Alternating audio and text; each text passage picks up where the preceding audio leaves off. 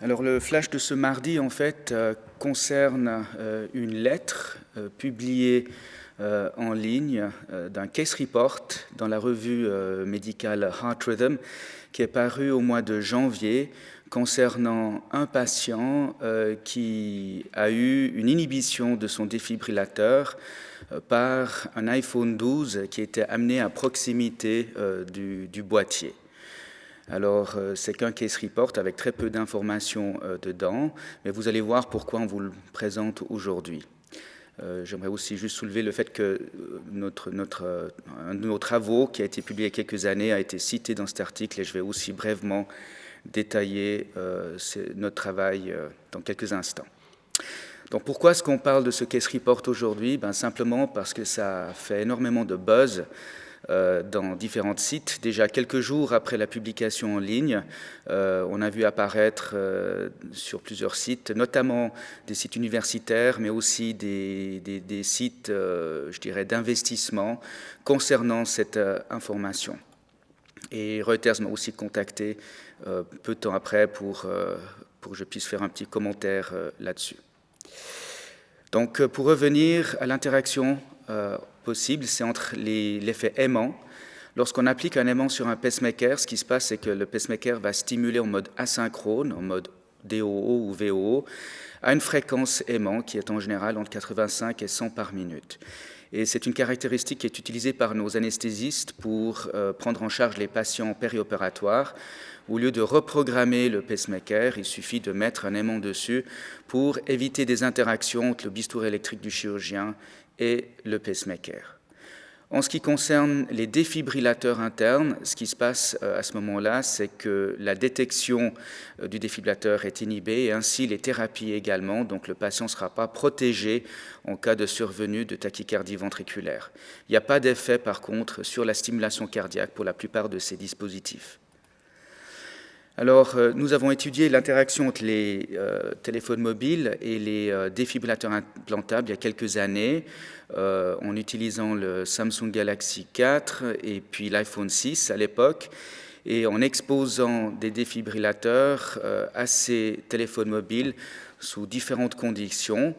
Et ce qu'on a retrouvé, en fait, c'est qu'il n'y avait aucune interaction entre les smartphones et les défibrillateurs modernes, que ça soit sous forme d'effet aimant, parce qu'il y a des petits aimants qui sont dans ces téléphones, notamment pour le microphone, par exemple, ou également avec les interférences électromagnétiques liées à la télécommunication. Ce qu'on a aussi mesuré, c'est que les champs électromagnétiques dus à l'effet aimant étaient extrêmement faibles et puis qu'elles diminuaient de manière exponentielle au fur et à mesure qu'on éloignait le téléphone de 2 cm.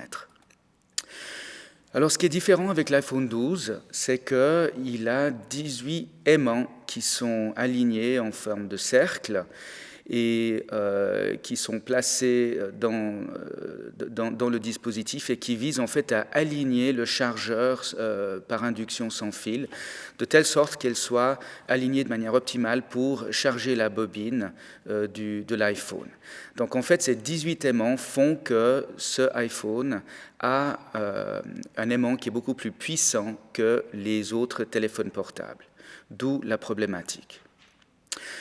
Donc, suite à la publication de cette lettre en janvier, qui a beaucoup fait le buzz, en février, il y a une autre lettre qui est publiée dans la même revue par un autre groupe qui a étudié 12 patients avec des défibrillateurs ou des pacemakers de différentes marques et qui ont exposé ces patients à nouveau au iPhone 12 et qui ont trouvé en fait qu'en effet, chez quelques-uns de ces patients, il y avait une inhibition des thérapies pour les défibrillateurs. Et dans un patient avec un pacemaker, une minorité de patients donc, il y avait également une stimulation en mode asynchrone liée à l'effet aimant. Donc des données qui confirment cette problématique, du moins pour certains appareils. Plus récemment, au mois de mars, encore une troisième lettre publiée dans la même revue Heart Rhythm qui, cette fois, a aussi étudié 12 patients, mais au lieu de mettre l'iPhone directement sur le boîtier, ce qu'ils ont fait, c'est qu'ils ont étudié cela un petit peu plus dans de mode réel, en mettant les smartphones dans la poche de la chemise vis-à-vis du boîtier, comme le ferait un patient dans la vie réelle, c'est-à-dire éloigné de quelques millimètres ou de 1 ou 2 centimètres. Et ce qu'ils ont trouvé, c'est qu'il n'y avait aucune interaction dans aucun de ces patients lorsque le dispositif est utilisé de cette manière-là ou en téléphonant, c'est-à-dire en éloignant de plusieurs centimètres le smartphone du dispositif implanté. Donc en fait des données plutôt rassurantes qui contredisent le risque lié à l'exposition à ce iPhone 12. Donc, si on va maintenant sur le site de Apple pour voir ce qu'eux recommandent, donc j'ai consulté ceci avant-hier, il n'y a aucun changement. Ce qui est marqué ici, c'est simplement de garder le iPhone à 15 cm du dispositif implanté. C'est ce qui a toujours été recommandé, aussi bien sur les sites des fabricants de smartphones que sur les sites des fabricants de pacemakers et défibrillateurs, de garder une distance de l'ordre de 15 cm. Le groupe de travail suisse de stimulation cardiaque, en fait, ne recommande même pas ces 15 cm suite aux travaux qui ont été menés qui montrent qu'il y a très peu de risques d'interaction, mais peut-être que ceci sera revu suite aux dernières données avec le iPhone 12. Donc tout ceci, en fait, un tout petit peu une tempête dans un verre d'eau. On a l'impression qu'il y a eu un énorme buzz, beaucoup de presse de panique.